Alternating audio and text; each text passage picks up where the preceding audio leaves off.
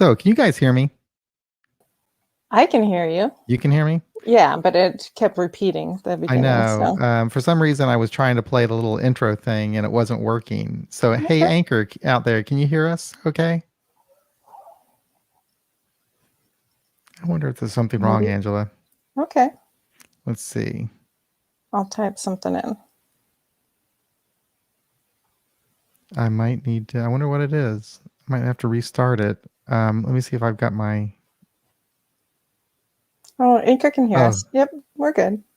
is it working? Okay. Okay. Yeah, it's weird. I'm sorry, guys. All right. Okay. So you hear us and there's no reverb. Okay. Super. Okay. It was just kind of weird. I was trying to do that little thing that we play, the Yeah, music and all that happy stuff, and it kept getting stuck, and I yeah. thought, what the hell's going on? I'm figuring, well, something screwed up and that's a mess. So hey, hello everybody. Hi Joe and Anchor, and hi Angela. How are you over there? I'm doing okay. Good. Laughing dog, good to see you there. Um, Boy, we're throwing this one together pretty quick, aren't we, Angela? Yeah, I think there's some good stuff to talk about. I Yeah, actually really liked today's. I didn't like the start of it, but yeah. but that was part of the idea of his page. Just so sneaky sometimes. Yeah. So yeah, so we'll get to that. But first, Okay. we had a couple of announcements. Yeah. One of them was that I just wanted to do a special happy birthday, sobriety birthday to Steve K, our buddy Yeah. in the UK. He celebrated 16 years today. Congratulations, Steve. And he writes the 12-step philosophy blog. So Yeah. so if you want to check that out, I think it's great, and I appreciate his contribution. It's hard to put yourself out there on a blog or on a podcast or anything like that, because sometimes people don't appreciate True. and True. Very sometimes true. they're more vocal than you'd like them Very to be. true. And It's kind of so like somebody on YouTube giving you a thumbs down. right, yeah, giving me the thumbs down. Let's give My Steve a round of story, yeah. applause. Steve, Yay, Steve. congratulations. Yeah. Yahoo. There you Woo, it go. worked. So yeah, so we just wanted to do that. Steve's been on a couple of times. He's called in, and Yes, he has. we've chatted with him, and he's also shared his story, I believe, Yes. on a pre-recorded Yep. one. Yep. And he does So YouTube videos from time to time as well yeah, on his own yeah, YouTube channel. yeah. He's a good guy. Good Yep. guy. Yeah, he is. So, and then the other thing we have coming up is the international conference, the ICSA, and it will be in Washington, D.C., well, technically Bethesda, in October, the last weekend in October.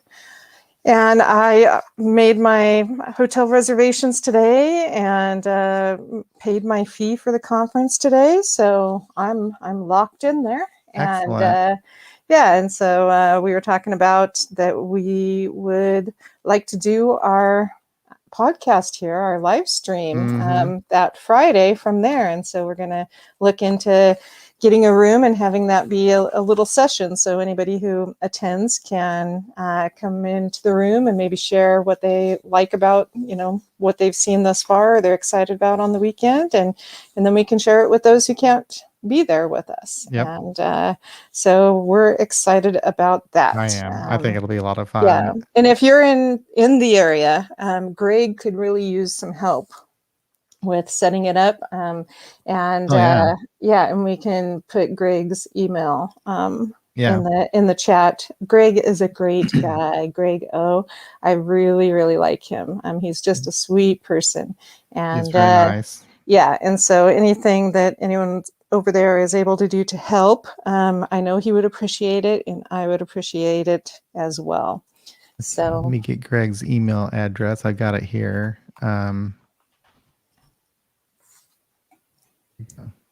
Yeah. So I'm excited about it, just because it's fun to get together for a conference. And even if you're in any of the Facebook groups and you hear some people going off at each other about their perspectives on secular AA and AA and all that kind of stuff, at the conference, that stuff generally just goes to the wayside, and we enjoy chatting with each other, and it's fun, and and I enjoy it. So, Yeah, so honestly, don't that's be the best afraid. part. That's the best part of it is the best part of the conference, honestly, is the meeting people from different places or meeting people you've been chatting with online and just the Yeah, visiting with people is my favorite part, really. So, yeah, that will be fun. And doing the podcast, I'm really looking forward to. Wanted to do that last time, but I just was just too shy to go to do a podcast in front of everybody for whatever reason. It'll be right. easy with you. I can do it. Yeah, teamwork works. Absolutely. Absolutely. I'm sharing the screen there for the conference that you can Yeah. register for. And it's just at the seculara.org website. You can go to Mhm. seculara.org or aasecular.org, either one. And then on the very front page, it says register now for the International Conference of Secular AA. And you can click on the learn more button. And then Mhm. all the registration information is right there. And I guess it was pretty easy. You did it, Angela, and you didn't have any Yeah, I problem with it. did. You did have to create an account Oh. for the registration. On Ticket Leap, which Mm-hmm. is nobody's favorite thing to do, to have to do another account. But it's for a good cause. It'll be. It was simple. It was easy. They didn't ask all of my password information. From since I was a child, or my favorite car, or whatever. Yeah, right, It wasn't right. like that. So it was basically just they needed the information to be able to register me and take Mm-hmm. my money. Right. And so it was good. And then the registering for the room was a lot easier this year than it was when we Oh, tried to really? do it. Yeah, I mean, they had it on there because before I think I had to call in. They didn't have it available Mm-hmm. Oh, to yeah. In Toronto, it register was kind of for weird, the wasn't it? ICSA. No, for when we were going to do it in DC, but then yeah, in Oh, oh, the 2020. first time around. Okay, Yeah, gotcha. first time around, first go Yeah, at her in yeah, Bethesda. Um, yeah. but now you can, and that was really easy. And so yeah, so I've got that all set up as well, and locked in to give her a go. I'll wait on plane tickets though, because yeah, isn't there like a rule like 21 days before is the best Yeah, at ticket least or 30 something like days, that, I or think. something Yeah. like So that? my Yeah, grandmother used to always tell me 30 days, and she was the yeah. wisest person I ever knew. So, so so yeah, so I will do that then, and I'm actually looking forward to it. So yeah, good. I'm Me excited too. about that. Me too. Yeah, it's going to be really nice. I just feel like things are getting kind of better and kind of normalizing a little bit, slowly but Mhm. surely. And I'm not sure if I've caught up with the normalization yet, but I'm glad to see it happening. And I think this conference will be good for me personally. I am really looking forward to it. I need some time off, and it'll be good to see everybody again and to be around like-minded people. I really am looking forward to it. And it'll be Yeah, nice to see you too, Angela. This time yeah. I'll actually have more to say to you than than I did last time. Yeah, it'll at least be like, can you help me with this? And Yeah, yeah, right. we'll go from there. Joe's question here is that logo for this conference the one with the hands and ball reaching up? It doesn't translate. Oh, that's actually Washington D.C. I think is what you're looking at there. It's a Washington D.C. up and down. That's what the thing is. Anyway. Yeah. Oh yeah, another little announcement I would like to Mhm. make. This is pretty cool. Chris M from our Facebook group created a website called secularrecovery.online, Mhm. secularrecovery.online. And this is where he's posting all the meeting information for that he's gathered of secular AA meetings, but also secular Al-Anon meetings, secular NA meetings, any kind of recovery meeting that's Mhm. secular. He is posting on his website, and he's really done a great job with it. So Yeah. if you are looking for it, that's probably a really good source. Or if your meeting isn't on there and you want to add it, that would be a good place to put it, because he is really good about getting the word out about the list he's been keeping. And I think it's probably one of the more accurate lists that I've seen. And I know that he works hard at keeping it up too. Yeah. So Yeah. yeah, that's a really great resource there. It's- So shall we get into the topic today? What we're going Yeah. to talk about? Let's do this. Okay, so I'm going to stop sharing this screen and I'm going to share a different screen now. There we go. Let's see. Yeah, this one. There you go. I don't even know if you guys can read that or not, but this is going to be our topic. Oh yeah, if we have time, if we Mhm, kind of get through this, and if we don't get any callers or anything, mhm. another thing that we can do, I went through the Facebook group and I pulled some interesting comment and interesting posts that we could talk about if time permits, if time Okay. permits. So anyway, All but this right. is a really good reading. Joe, you did a really good job with this. Thank you for writing this. It really gave me a lot to think about, and I think it's going to make for a great conversation. So please participate by commenting in Facebook and YouTube live chat or giving us a call at our toll-free number, which I will post now there, 844-899-8278. So anyway, here we go. This is the reading from Beyond Belief, Agnostic Musings for 12-Step Life. July 2nd, if you have to talk to more than 3 people about the same problem, you don't want help, you want attention. Heard around the rooms. I think I have heard that before. Checking in with other members is a key to mitigating stinking thinking. Ideas sound different when we say them out loud. In some fellowship circles, this is called getting current. More often than not, we determine our best course of action just by hearing ourselves articulate the problem out loud. It feels good to relieve the tension. A problem shared is a problem halved, is a reminder given at the end of some meetings, encouraging newcomers to talk to someone. Sometimes, someone we never suspected would be helpful to us sometimes someone who we never suspected would be helpful to us has a relevant experience that gives us insight. That's very true. Lone wolves who go to meetings just as they start and dart away at the moment they end can expand their comfort zones by finding running mates in the rooms. That was me. Like us, they are going to meetings, focusing on getting well and learning sober strategies for living. It's good to be authentic with these people. Engaging with the fellowship helps many of us get and stay clean and sober. Today's quip reminds us that sharing a problem doesn't solve the problem, it just relieves the tension. We should be honest with ourselves about why we are opening our mouths. Do we want to understand, solve a problem, self justify, elicit sympathy, or hear ourselves talk?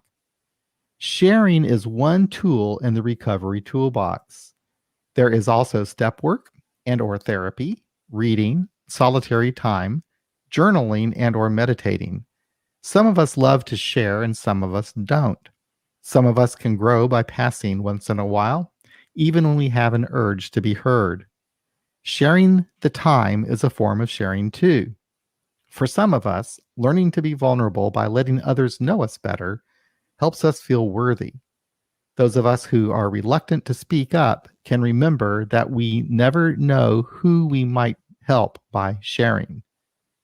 What does living in the solution mean to me when it comes to sharing with others? Is the question. Yeah, there's a lot of stuff in there. Really good, really good. What are your thoughts, Angela? You want to kind of get the ball rolling? Sure. A lot of stuff came up for me on this.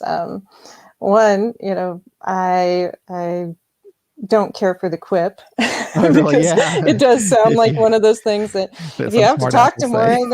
than 3 people about the same problem, you don't want help, you want Yeah. attention. you know and I get what their point is, but for me, um, that's perspective, take or getting perspective. And so for most of my problems, I ask more than 2 or 3 people. It's not that I don't think I can handle it or trust myself or Mhm. anything like that. It's a part of my toolkit that Mhm. that oftentimes maybe it's a laziness thing. I don't know, because if I ask other people what their experience is about some sort of issue, then it saves me some Yeah. time and trouble of doing the research or trying things out, or failing miserably, or trying to set up a proto model, or whatever else it is. So I'm a big fan of asking other people, for perspective. So sharing in meetings to get perspective. It's really truly essential to my well-being. Hmm. But I also get, the idea of kind of where, they're going with that, because early in recovery in particular, I would share as a way, usually after the meeting, like with other people, or, before or after, in more of the fellowship setting, about something that was bugging me. And oftentimes, what I was really doing was gathering the troops, was trying to get people on my side. Like, this person's really being a jerk, and see how they treated me. And so I'd go to each person and share with them what the problem was, because I was recruiting them to my side.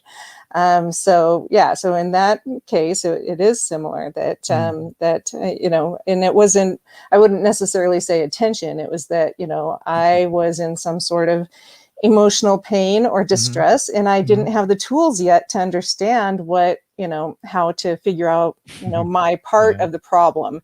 I just knew that I was in distress, and that I didn't want to be, and I wanted reassurance that I was a good person. So if I told all these different people the story, then, somebody would, be like, yeah, that person did that, and that wasn't nice. And you have a right to be mad, or whatever.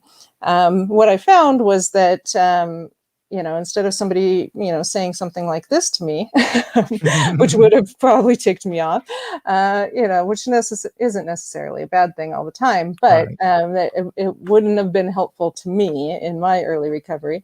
What I Mhm. found was that, as I started developing, friendships with people who were more well, or, on a wellness journey, that they didn't, respond to that. They would respond in a way that pretty much closed that ability for me to be recruiting or whining or whatever, Mhm. and or they, simply, say something like, oh, that sounds really rough. What are your thoughts on how to solve that? Or, my sponsor would say, well, why don't you write some stuff down and figure out, what your part is? And so they'd help direct me to some of the tools that they had learned in AA to be able to solve the problem. So, and I, didn't know at the time that that's kind of, what was happening. So I feel fortunate that I have people who, were doing that, and helping me learn in that way, because I think just by saying something about that, you don't want help, you want attention. It's definitely a shaming technique, and I would have felt shamed, Yeah. um, and misunderstood and angry and all that stuff. And yeah, unfortunately, that wasn't my experience.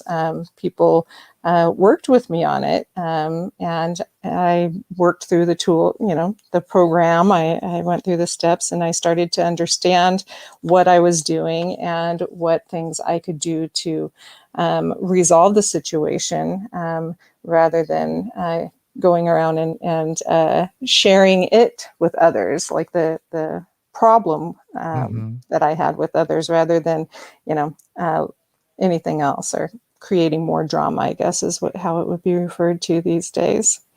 Um, but yeah, what else did I get from this? The stuff with sharing, and so we have a couple of things here, like sharing and problem solving and meeting level, and in the rooms, and so there's a lot of different directions on this. But the other thing that I thought about was that I relate sharing problems to step two, and I've talked about that before when we've talked about step two. That I do that because I consider others, particularly those that are skilled in whatever my problem is, as being a power greater than myself. They have experience and knowledge that I could possibly use, or I could at least take into consideration Yeah. when making a decision. And so, by seeking out, their perspective on whatever is going on, is going to help me make better decisions. And that has been my experience, is when I do that, I often make better decisions, than when, I just try to keep some things to myself and think that, that I know more than I possibly do. So some of that might be age too, that as I get older, the more I realize, the less I know. And so it's a little bit easier. But in early recovery, that was truly a novelty to me, and particularly the idea that I could use the verbiage in AA of a power greater than myself Yeah. to refer to people in the group or to knowledgeable professionals or things like that. So yeah. Let's see. I thought of when I was, thinking about those things. Again, I mentioned that it's not that I don't trust myself or that I have a mindset of that I can't be trusted, but that I have an appreciation Yeah. of how things can be useful. And that I appreciate now that I also surround myself with healthier people that I can do that with. You know, I think sharing is important for a lot of therapeutic reasons. So like was said in the beginning of this, of the sharing to help with stinking thinking. Mm-hmm. So just by saying some of the stuff that goes around Mm-hmm. in my head Yeah. is helpful. Helps. Mm-hmm. Or there's been many times I've walked into a meeting and thought, things were fine. I'm there because this is what I do every Tuesday. I go to the meeting and, whatever. And then not realize that something was bugging me until the meeting starts and someone brings up a topic and I get called on to share. And then suddenly, something comes out and I realize that I've been all afternoon about something, and then I, at the end of the meeting, that whatever it was is not resolved, but I feel better because now I have some awareness about it that I didn't have when the meeting started, and it's present and real in the sense that others know about it too, and not that they're all going to solve it or anything, but it brings an acceptance, I think, to problems that maybe I'm not always directly aware of. So that's one of the things that I like about that. As far as the getting current or getting some relief, by sharing that. I think that it's helpful too when we share in that way for newcomers. And it may be that they, aren't listening to a single thing that you have to say, but just because you're there sharing and we're there sharing, they have an hour when they're not drinking. They may be thinking about it the whole time, but, at least they're in a place where they're not drinking. So it can be helpful that way. And depending on what you're sharing, it might be helpful for people who've been sober for a while too. So I do recall quite a bit early in recovery, people coming up to me and saying that, that they're leaving the meeting feeling grateful, which, I thought was kind of an insult. But, I do see it now that most of them were, feeling, gratitude that they had been where, I was at, and that they are at a different place now, and that they were meaning it more as to relay hope to me, that they had walked through this and stayed sober, and on the other side, it gets better, basically. The other thing for me personally with sharing is that I have a hard time sometimes sharing what's really happening with me, because of because I have trauma that in my past, I somewhere it got, stuck in my head, that things are different for me, that that I'm held at a different standard, and it's not like an egotistical thing. It's more that I got the message that that the regular standards don't apply to me, that everything I do has to be more than good, that others can be good, but that good is just not enough when it comes to me. So it's like an expectation thing. And so if I share, what's going on. Like I shared with you before the show that Hmm. I saw my doctor yesterday, and that I have been, functionally depressed for the last couple of months. And yes, I guess that is kind of like a functional drinker. Whereas, I've been doing, the things. I've been working. I've been, doing the podcast. I've been, Yeah. um, doing the stuff, but I've been depressed Yeah. and not getting as much joy in things, and so I do have enough recovery and wellness in me to be able to keep going. So I don't fall as far in depression.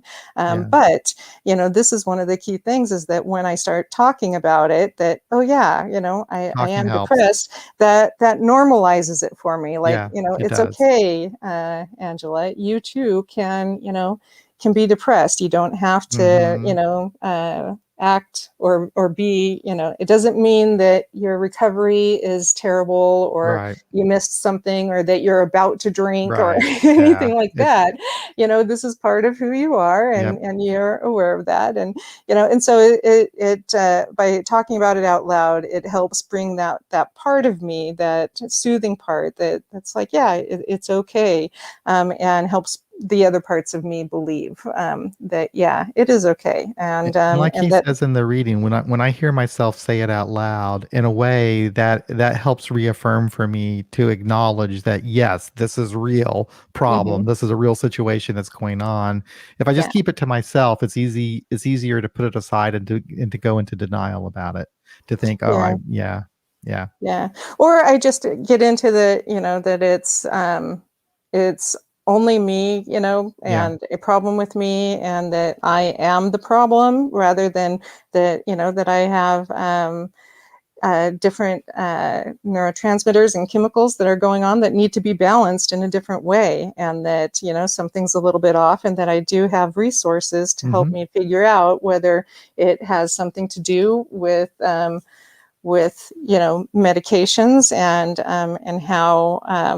how my neurons are functioning, or if it's something that's behavioral, or if there's a different psychological technique that I could be working on that could help me. I mean, sometimes it's all of that, sometimes it's just one or two, but yeah, if I don't share about it, then for me, it gets worse. Yeah. And so, sharing is important for me to do that, so that, Hmm. it's one of the tools that helps me out. Yeah.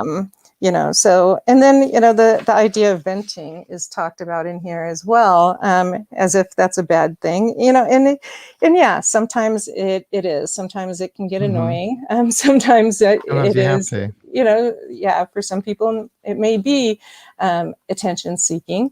But like I said in the beginning, for me, I don't think I realized in early recovery that that's what I was doing, Mm-hmm. and it was something that I needed to go through Mm-hmm. in order to learn new skills. If Yep. I didn't, vent or act out, or create drama or whatever, people wouldn't have said, hey, maybe you should try this, Right. because that's Right. obviously not working very well. Right. And so I might not have learned the tools. Yeah. And so, yeah, so trying to have some patience with people who may be in that, Yeah.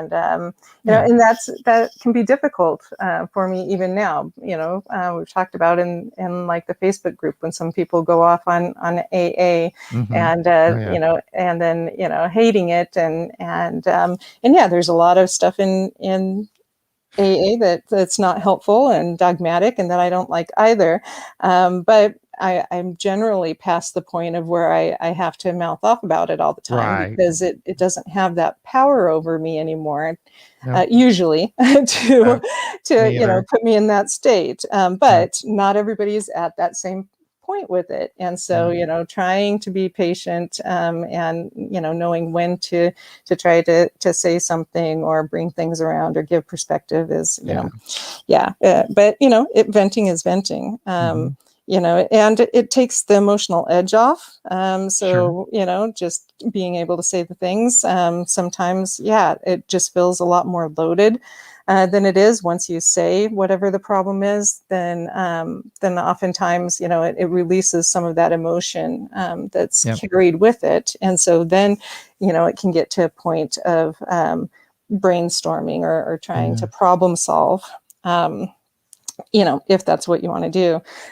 This also made me think of it's very heteronormative, but a lot of my relationship study, they will describe, that like, and I'll relate this to how I think it works in AA as well. But they describe, like, say, a couple who's fighting, and a wife will come home from work complaining about, coworkers or some sort of drama at the office. And then the husband will suggest, solutions. And then, the wife will be upset that he's being demeaning because it's not, what he thinks she can't figure this out herself, and then he's upset because he thought he was being helpful, and and that she just can't be pleased. And in the end, they, end up going to therapy, and and then they learn something along the lines of to be more intentional in their communication. And if one person comes home complaining about a rough day, the other person can do something like ask if the first person would like them to just listen empathetically, or if they're looking to problem solve. And then both are clear on communication, and the roles they're playing, and the relationship lasts another 24 hours. And I think that we learn, some of that. Some of us do have to go to therapy to learn it, very specifically with the other person. But I actually think that that's some of what we're learning with this reading in AA is we're starting to learn to think about, what we're saying. Do we need to say it? Do we need to say it in the way that we're saying it? And do we need to say it to the people that we're saying it? Oh no, it's helped me quite a bit when I'm with other people. I know I still might sometimes have an instinct to want to help someone or fix someone or whatever, but for the most part, I know that my job is to listen. That I can't really, I can listen and maybe share my experience is what I do in AA, and I kind of do that with other things in life too. It's just kind of the way I operate now, I guess, for the most part. Yeah. I wonder if I should read some of the comments that people have been making in the chat. Joe, first of all, he wrote that he was going to meetings and he was stuck on a relationship issue for a while, but an old timer noticed, and he talked after the meeting and asked if he was willing to try something to help, and he said yes. And then he says he asked me to commit to not talking about my issue for 30 days. Isn't that interesting? Not talking about it for 30 days. I agreed to the terms. What happened was that within a week, the issue began to lose power over me. I was over it all within 2 weeks. Isn't that interesting? Yeah. That is very interesting. I've never tried that before. I had a sponsor once who, during the month of his anniversary, he would never share during meetings because it was his way of reducing his ego or some BS like that. But, but yeah, that's kind of interesting to not talk about whatever it is for 30 days. That's really interesting, Joe. And it's amazing that it worked for you. I think it can be, depend on what the issue is as well, for sure, and how you're talking about it. And what was going on with the relationship too. Maybe sometimes it's a good idea to redirect your attention into something else, if it's like a breakup or something like that. I don't know. Right. Then Anchor says that just the other night, I had a friend who lost her daughter call me because she felt she was losing her faith in God. Wow. I had to remind her I'm an atheist, but I was still more than willing to listen. Lost her daughter because she felt she was losing her faith in God. Oh my gosh, that's terrible. Yeah. To have that feeling that God will do that. And then Chris came into the room, and Chris, we were talking about your new website, which really looks great. Thank you for doing that. It's a wonderful service. I was telling everybody before you got here that I think that your list is probably one of the more accurate and well kept list that I know out there. So thank you for that service. Laughing Dogger says, a disadvantage to online meetings that you lose some of the intimacy of discussing issues with others. Do you find that to be true? Yeah. Well, there the online meetings are interesting because in some ways it feels a little more intimate, and in some ways, yeah, it doesn't. Yeah. I do definitely miss the before and after, and the physical proximity. Without getting too wooey or whatever, the energy of others, because yeah, particularly if you have a home group that you've been going to for a long time. Somebody in your group can walk in and you can feel that they're off. And you don't necessarily need to say anything, or you can just say, "How are you?" And then they'll burst into tears, and Mhm. and so the healing begins. Yep. But so I do miss some of that stuff. But also, at least since we've been able to meet one-on-one and with people, since some of the restrictions are down, I've actually got to know a few people in my home group that I didn't Cool. know as well, much better, like going to coffee with them and Hmm. hanging out. And so and sometimes with people across the country, a one-on-one Zoom. And so I feel like I'm Mm, getting to know some that's people nice. at a deeper level, than I was in the That's meetings. cool. Because yeah, sometimes, there are people that I've seen for years, and, I don't know their last names, and I know most of their life history, but I don't know where they work or what they do or whatever. And so I feel like I'm getting a little closer in relationship with some of the people in AA, since all of this. And so some of it, yeah, so there is more intimacy in some ways, but I definitely do miss, because it doesn't quite feel the same even if you hang out after the meeting, Right. on No, Zoom no. and chat, because people are popping out and sometimes talking over each other, and so it's Mm, not the same, definitely no, not. no. But The there one-on-one is are a good some idea. give and take. Yeah. Chris mentions this, what you were talking about the husband wanting to solve the problem. That must be Hmm. like a common thing. I think I've read before that men are kind of like that they feel like they have to fix or solve the problem, and the woman is just wanting to express the Yeah, problem. I Yeah. think it's a gender norms type thing. So Yeah. Yeah. I don't think it's definitely male or female. Yeah. But yeah, I think societally, and that's why I said it. It's a heteronormative example, because Oh, in yeah. most of the the examples in the literature, in the relationship literature, Yeah. which is not usually peer reviewed. Some of it is, but yeah, those are the examples. Uh-huh. And so yeah, so oftentimes men, and we kind of talk about this sometimes, is Yeah. that they're just not socialized to share their feelings, Right. and so they learn that you don't talk about it or cry about it, you just fix it or run away from it, or um, drink it away or whatever. And women generally talk to their friends, or do something like that, and we can cry and do Mm. things. And so we often just talk about it, and when we get into relationship, we take that in and talk about whatever's going on.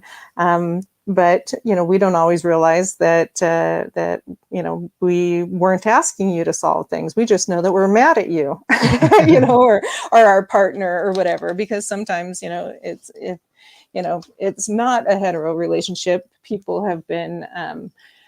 have socialized or taken on, Right. whichever, and so start, behaving it in the way. And so it's Exactly. really about, How learning to be aware and intentional of, yes. of what's going on. Yep. And, and yeah, Yeah, but that's funny. learning It's it in the not it's meetings is it's not funny. it's not our biology. It's the way that we were socialized and raised that makes us a little bit different like that. Karen points out something that happened at my home group too at one Mm, time, which was kind of disturbing to the woman it was happening to. But at her face-to-face home group, they have the issue of older men giving advice. mm, Yeah, that was happening for a while at a meeting that we had going for a little while. It was a Friday noon meeting. Didn't really last for very long, but we had some guys that would just, for whatever reason, felt like they had to, kind of give some advice after the meeting. I think it was because it was a smaller meeting, mm. and it was easy to kind of at the end of the meeting move into like a conversation type thing. Yeah, Um, yeah. yeah. And so how did you guys handle that? I think that they did talk. I think they just did an announcement, something that we don't do the crosstalk thing. We don't try to give advice or Mhm. whatever. We just listen, and then that's what we try to do, I guess. But I think eventually it Yeah. just kind of took care of itself, like a lot of Mhm. times it does. Yeah, Um, it's interesting. We've tried, several different things depending on different issues, but I do recall us having a couple of people over the years, yeah, but one in particular who would just go on and go on a tangent, or and then crosstalk in the middle of the tangent, mm, and finally, the person who brought the topic just assertively said that I'm the yeah, person who brought the topic, and you're going off topic and you're cross talking and giving advice.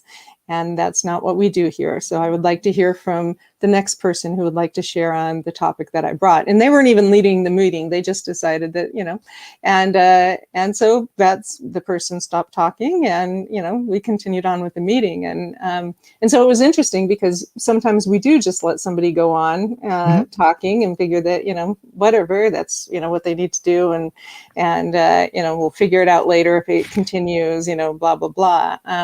But I think it's kind of the sign of an empowering group that one of the members was just like, nope, this yep, isn't working, and yep.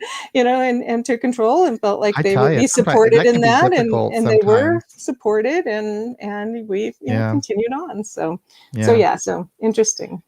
Ben says that he has a hard time sharing because he never knows what to say. He feels that whatever he does say won't he doesn't feel that what he says will have any therapeutic value to him or be helpful to anyone else.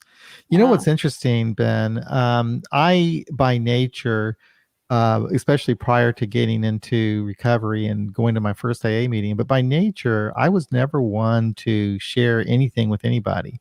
And I pretty much just was in denial about every problem I ever had, and I wasn't one to go to groups or anything like that. So it's really interesting to me that for whatever reason, when I got to AA, pretty quickly I felt comfortable sharing what was going on with me, and I guess it was simply because other people did the same.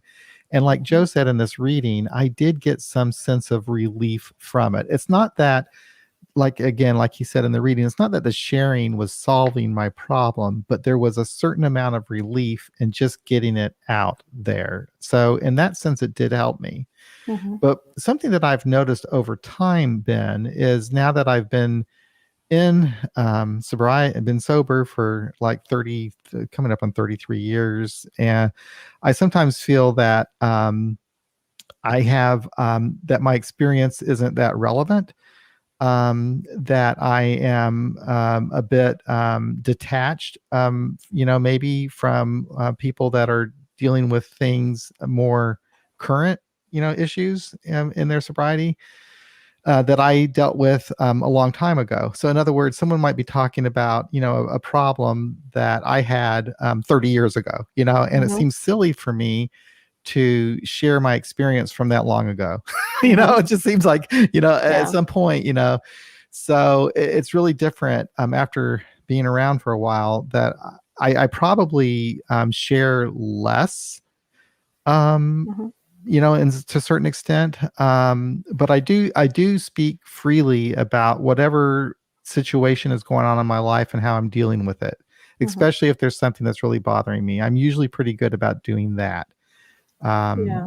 But Well, yeah, and I think it depends on how you share, because it could be in this type of situation, if it was Ben sharing, that all you really need to share is that you've been there, that you had a yeah, similar yeah, situation, yeah, and that you remember yeah, feeling, kind of crappy about it, yeah. and I remember when I ran my Model T into the oak tree. Yeah. right, exactly, and yeah, I remember when my kite got, caught on fire, and whatever.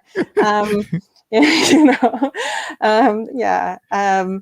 but yeah, so I think that, as far as old timers, that's generally what I see. And then what he said, what resonated with me is that I really appreciate when people like Ben share, Yeah. because it's more honest. It is. And so while, like I share here tonight, I'm being honest to the best of my ability. Mhm. It's still it's a different honesty. It is. And so, by sharing where you're really at, and that you're not comfortable, or you don't know what to say, or you don't know if you're doing it right or whatever, that helps me to, think about, where I'm at, both right at the time that you say these things, but also where I've been, Mhm. and what are the things that have changed, what might be, you know, helpful, or, do I even know what has changed? And usually there is something that has made me more comfortable, and so it also gives me the benefit of being able to see the change for myself, because Yeah. sometimes I forget, Yeah. that I am, while the core of me, the core self, or soul, or not soul, or whatever Mhm. you want to call it, you know. Is there, I've grown as a person, and that's really what I think, this whole thing is about. Not that I Yeah. was a bad person and now I'm a good person. It's that I was a hurting person, Exactly. and now I'm working on wellness. Yeah. Anchor is telling me, I think that it's always valuable to share your experience if you're a long timer, because you have different issues later in sobriety than you do in your early years, and that is true. I think one thing for me though, for sure, if I'm sharing my story, I keep the drunkalog part very very short, because that's when it gets kind of ridiculous, in my Mhm. opinion. That if when I reach back that far in time, Yeah.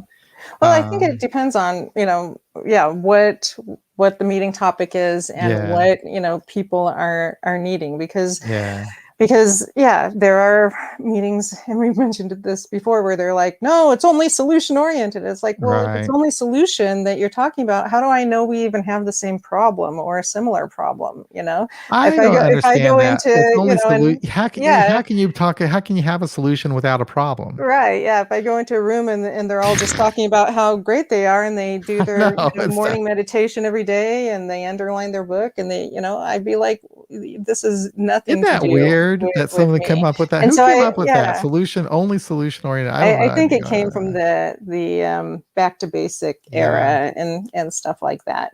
So So they and don't and want anyone you to know, talk about yeah, it. All right, it's whatever. right, yeah, Solution oriented. I think they're real. right. They're saying like you got to stay in the books. That's where the solution is. You got to Right, talk about blah blah blah blah blah blah. yeah, and Yeah. they want people to stay away from just talking about, drunkalogs. But I think that Right. there's value there, There because is one of the value in things there. that was really helpful to me Yeah. early in recovery was going to the Saturday night speaker Yeah. It meetings, was very helpful to me. because I could hear the entire story from, where they Yeah. began to Yep. where they're at now, and I could see that they have changed. Whereas Yeah. at most of the meetings, people would say, that they look different, than I did. There were some people who were, new like me and looked like me, but Yeah. a lot of people were like, oh yeah, and I'm just closing on my new house, and blah blah blah, and I'm now the CEO of, and I'm like, yeah, no, I have no, we're not the same at all. But if I could hear, how they felt, when Yeah. they drank, what Right. happened to them when they drank, then Yeah. I could see a possibility that maybe if I, did some of the similar stuff that they did to stop drinking, that I had a chance at having, a better life, Mhm. and whatever that meant. So, laughing dog, he made some comment that reminded me of a couple of situations that I've experienced like this too. He says that he's had the experience of someone making an offhand comment and a light bulb went off in his head over an issue I was struggling with. Now, I don't know Mhm. if he meant this the way I'm taking it. Because I've had people make comments they didn't intend for me to hear, that were about me, that I heard, but turned out to be helpful. And one of those happened early on. I mean, I think it was very early on, the first 30 days of my sobriety, maybe. I don't know. But you would have thought that this would have broke my heart, but it didn't. I At the end of the meeting, two women walk out, and one says to the other, "Did you get a load of that self-pity?" And I knew, I just knew they were talking about me. That maybe they weren't, but I just felt that they were.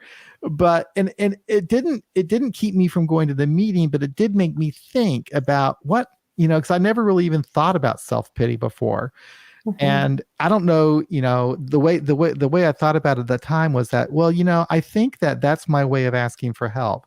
I don't know how to ask for help without first putting on the act of making you feel sorry for me. I think that was the thing with me, possibly. But anyway, hearing her say that just kind of made me think a little bit more deeply about maybe what I was doing. So it didn't really hurt me that bad. It could have been bad though. But then another situation, which was kind of funny. This is later on, and I'm thinking I'm maybe 5 years sober. And when I was about in my 5th year of sobriety, I was getting kind of cocky. I think, I was kind of, I think about year 5. I think there's something about that B on the coin that suddenly we're like, well, yeah, we got I'm this. Mr. AA, I'm just like, ask me anything. Yeah, I think can I was help really you get annoying. sober. Yeah. And anyway, someone behind me said that they talked about me, and they said I had a big ego. They said I was egotistical or something. And I thought to myself, wow. Again, I wasn't offended because I thought, wow, because I never felt, I always felt bad about myself. I always felt down. I never felt like, I couldn't imagine anyone thinking that, but I thought, well, maybe my self-confidence is getting better, that I'm coming across that way. But that's actually how I thought it. And then what's so weird, Angela, in those two instances, normally it's something like that would just crush me, you would think. Right. But for whatever reason, those are two instances when some offhand comment like that didn't really seem to bother me for whatever reason. Yeah. Well, they were both in AA, right? They're in AA. And so I think that could possibly it, because I take things very differently when I'm around people in recovery than I would at work, and and sometimes it's worse, sometimes it's better, but there is a difference. It's a different social context. It is. So I mean, we're all the same. Yeah. So if someone says that about me, it's they see it in themselves too. I'm sure the woman who was talking about the self-pity, I'm sure she did some of that in her early days too. Isn't that one of the sayings that if you spot it, you got it? Exactly. I've thought about that one before, because when I'm sitting in a meeting and I hear somebody sharing and they sound extremely judgmental, and I'm like, wow, that person's judgmental, and then I'm like, wow, you judged a person for being judgmental. So what's going on with all of that? So that I can see that, but I can also see what Laughing Dog was saying about about somebody making an offhanded comment and then that ringing a bell, and I think it goes back to me for just why, at least for me, going to so many meetings early on was helpful, because while I didn't always absorb everything that was happening in the meeting, as I continued my recovery, things would come up and something from a meeting would pop into my head as, oh yeah, I remember so-and-so talking about a similar situation. And then I would have an example of a possible solution that I might not have thought of, or been aware of before. Or, I could just remember that the person had a similar issue and contact them and ask them for their experience with that issue, and what kinds of things they considered in, problem solving it and such. So yeah, I feel you on that one. Yeah. But yeah, I've also had, people talk about me behind my back, quite literally. Or you've heard them. Literally behind your back. Exactly. And it's been devastating. And for me, it's been, more of helping me to be more self-aware of, of what's going on around me. And, am I making assumptions about either, relationships or things in my surroundings? and should I be more intentional with setting, boundaries or understandings? If somebody said that I, had overstayed my welcome in some way, then, yeah, that hurt. And I should probably, keep in mind that if I'm going to stay with somebody or somebody invites me to visit them, that I should, make sure we have a set, time and what, when I'll be leaving, so that I'm aware that that's an expectation. And that just like I have sometimes expectations of people that I haven't made them aware of, they do the same for me. And so I have fewer incidences of that Mhm. as I'm getting older. But also I'm weird, and like that little saying I think I posted the other day was that somebody somewhere remembers you because you made them, because you were weird to them, Oh, and yeah, and I can be weird sometimes. So I can too. I'm more accepting of myself as a weirdo now Yeah. than I was before. And I'm okay with it. I can't. You're okay with me being a I'm okay. weirdo? I mean, I'm Thank okay with. Yeah, you. I am I actually. I'm okay appreciate with it. that. I'm okay with it, Angela. You can be as Yeah, weird as you want. if anybody begs me, hey, John It's said okay. that I can be weird, so I'm yeah. actually okay with me being weird, to be honest with you. It's Yay. and Onan, I think is how you pronounce his name, or Phi Nanan. Hmm. I think that's a Phi Non. Anyway, Hmm. so Finon C says that okay, he wasn't going to meetings during lockdown, and Hmm. that his home group for the last 18 months has been a few like-minded people online who he has shared with the messenger. And he says that he is unorthodox and he's been Hmm. sober for 36 years. I think I'm Hmm. unorthodox now too. So Yes. I share that unorthodoxy with you. Um, Right. yeah, Yeah. And I I see uh, AA moving in that direction. I yeah. think some of them will be kicking and screaming along the way, but I think that within the secular community, we're seeing that, between like you and I. I'm going to hopefully, if I get accepted, be taking a Yes.